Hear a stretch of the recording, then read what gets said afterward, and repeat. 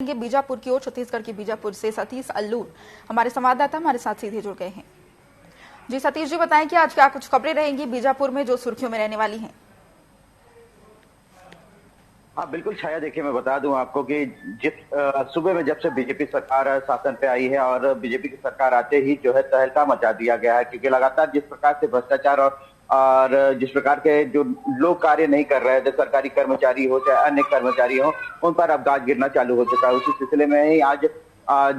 जिले के जो सीईओ हैं, जो जिला जनपद पंचायत सीईओ हैं, उनके द्वारा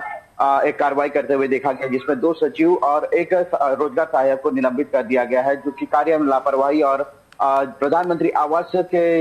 योजना के तहत लाभार्थियों को सही दिशा निर्देश नहीं देने की वजह से उनको इस प्रकार का नुकसान उठाना पड़ा है। और बता दें कि लगातार जिस प्रकार से जिला सीईओ जो हेमंत रमेश नंदनवार जी हैं, जब से वो पदभार संभाले हैं और उसके बाद से लगातार उनका इस प्रकार का दौरा लगातार जिले में चल भी रहा है और अंदरूनी क्षेत्रों में वो जा करके पहुंच रहे हैं और लोगों का जुड़ाव जो है उनसे अब बनता जा रहा है और सीधे संवाद जो लोगों से करते नजर आ रहे हैं। चाहे वो किसी भी मात्रा में वहां पे संख्या में लोग बैठे हैं तो वहां पे जाते हैं और वहां लोगों से डायरेक्ट संवाद करके प्रयास कर रहे हैं कि शासन की योजनाओं को उन तक पहुंचाने का प्रयास किया जाए। और इसी सिलसिले में जो है कि सभी कर्मचारी अधिकारी भी जो है उनके साथ में अब चलने लगे हैं। तो लोगों का जो एक अलग सा जो रुझान जो देखने को मिला था कि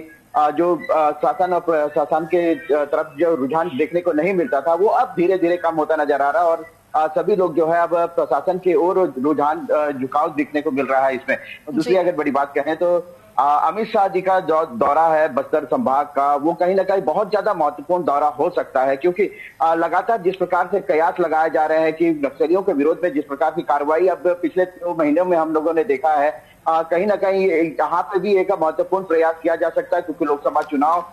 नजदीक है। और जिस प्रकार से वार्ता के लिए जो नक्सलियों ने एक पर्चा जारी किया था और पर्चा के दरमियान उन्होंने ये कहा था कि अनुकूल वातावरण बनाया जाए और हमारी शर्तों को निशर्त मान करके अगर वो लोग तैयार होते हैं तो हम करने के लिए तैयार हैं, चाहे वो किसी भी माध्यम से हो। तो यह भी देखने वाली बात है कि अमित शाह के दौरे के बीच में क्या इसका कुछ अलग एक पहल हो सकता है, क्या नक्सलियों की तरफ से कोई बातचीत करने का प्रयास किया जा सकता है या फिर उनको कोई समझाइश देने का प्रयास किया जा सकता है या फिर अलग तरह के चुनौतियों का रणनीति बनाने का प्रयास किया जा सकता है। जी बिल्कुल। तो केंद्रीय गृह मंत्री अमित शाह छत्तीसगढ़ के दौरे पर हैं और कोंडागांव में वो बैठक भी लेंगे और निश्चित रूप से यह बैठक काफी सार्थक सिद्ध होगा लोकसभा चुनाव के मद्देनजर। तो तमाम जानकारियों के लिए आपका बहुत बहुत धन्यवाद।